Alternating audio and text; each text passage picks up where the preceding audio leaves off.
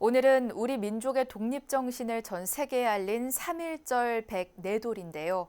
선조들은 일본의 식민 통치에 맞서 전 세계 대한민국이 독립국가임을 선포할 때 늘 태극기와 함께했습니다. 탄화학 박사 문광 스님이 서울 진관사에서 한 강연을 토대로 태극기에 담긴 사상과 가치를 살펴봤습니다. 보도에 홍진호 기자입니다. 지난 2009년 진관사 칠성각 복원불사 과정에서 일장기 위에 덧칠을 해서 그린 태극기를 처음 보았을 때 당시 주지 개오 스님은 이 태극기가 독립운동에 쓰였음을 직감했습니다. 우리도 독립운동 집안인데 그 말이 제일 먼저 처음에 나오더라고요.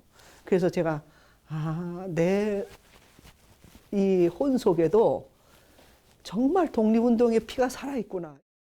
이후 이 태극기는 1944년 청주 형무소에서 순국한 독립운동가 백초월 스님이 사용했던 태극기로 인정되면서 지난 2021년 보물로 지정됐습니다. 백초월 스님은 1919년 일심교라는 비밀 항일단체를 결성했고 1939년 용산에서 중국으로 가는 화물열차에 대한독립 만세를 쓰는 등 한거를 이어갔습니다. 여러분 얼마나 용감하셨냐 하면 백초월 스님께서 그 차 옆면에다가 말이죠. 대한독립 만세 쓰셨대요. 대한독립 만세 써서 그 차가 만주까지 용산에서 만주까지 가는 거예요. 문광 스님은 백초월 스님의 이 같은 대범한 항일운동은 일장기 위에 태극기를 그릴 만큼 확고한 독립정신에 기인한다고 밝혔습니다.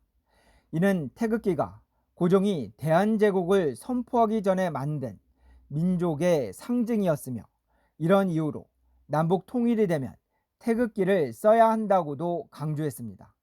앞으로 남북 통일이 되면 어떤 국기를 써야 됩니까? 이 태극기를 써야 돼요. 그렇죠?